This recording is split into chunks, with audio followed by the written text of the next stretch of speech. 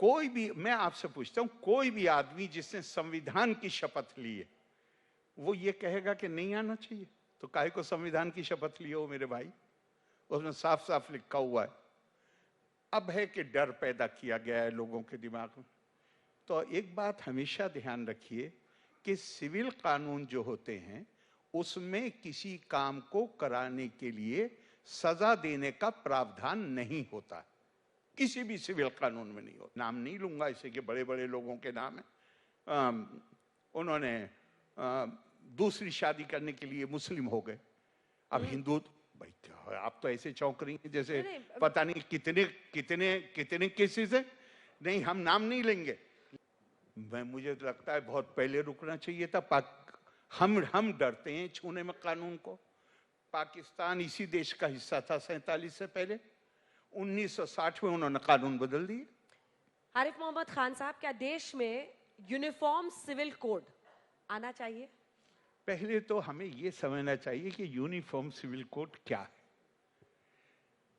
कोई भी, मैं आपसे पूछता हूं, कोई भी आदमी जिसने संविधान की शपथ ली है वो ये कहेगा कि नहीं आना चाहिए? तो काहे को संविधान की शपथ लिए हो मेरे भाई? उसमें साफ साफ लिखा हुआ है। अब है कि डर पैदा किया गया है लोगों के दिमाग में। तो एक बात हमेशा ध्यान रखिए कि सिविल कानून जो होते हैं उसमें किसी काम को कराने के लिए सजा देने का प्रावधान नहीं होता, किसी भी सिविल कानून में नहीं होता। बात सिर्फ इतनी सी है कि मानिए हिंदू कोड बिल है पहले से, तो हिंदुओं के लिए, सिखों के लिए, जैनों के लिए तो वो यूनिफॉर्म सिविल कोड है। क्या सबके अंदर समानता पैदा हो गई? समानता पैदा करने का मकसद ही नहीं है।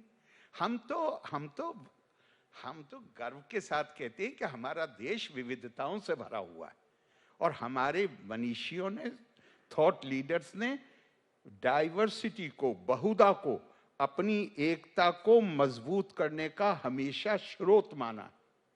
इसलिए जो चीज फैलाई जाती है दिमाग में वो बिल्कुल गलत है। मानिए यूनिफॉर्म सिविल कोड आ गया, तो क्या वो ये कहेगा कि मुस्लिम लॉ में आपको बीवी को मेहर देना है और कंज्यूमेशन ऑफ मैरिज से पहले देना है?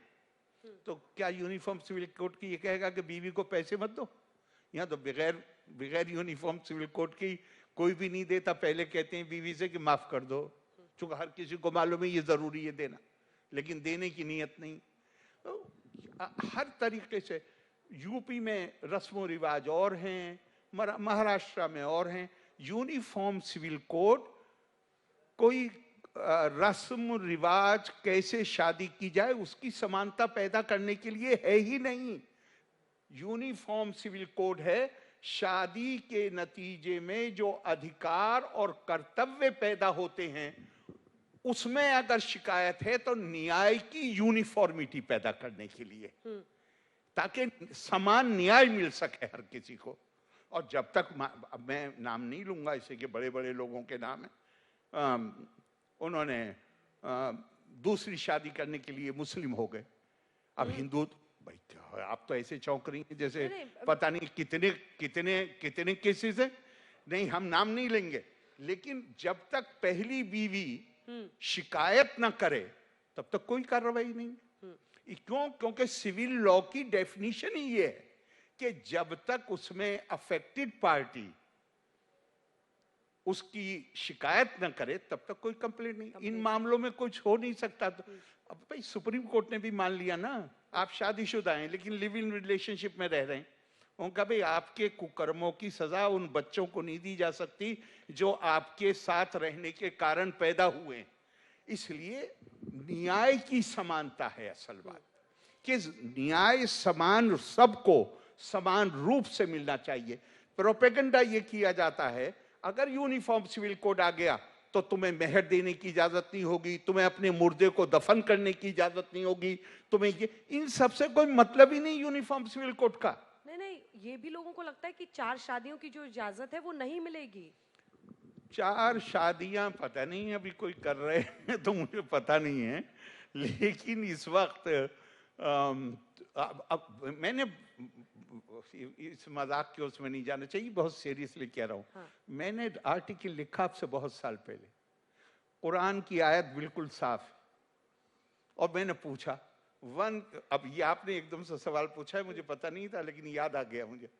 उसमें कुरान की आयत बिल्कुल साफ है, वन किहुल अयामा मिनकुम, और शादी उससे करो जिसकी शादी पहले ना हुई हो।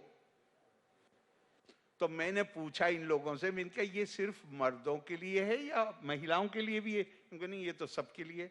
तो मैंने कहा फिर ये 4 शादी कैसे? कि वो एक और जगह पे एक इमरजेंसी प्रोविजन है, तो जो कमांड है, इमरजेंसी प्रोविजन है, चूंकि जंग हुई, ओहद की लड़ाई हुई, जिसमें 1/3 मेल पॉपुलेशन मार दी गई।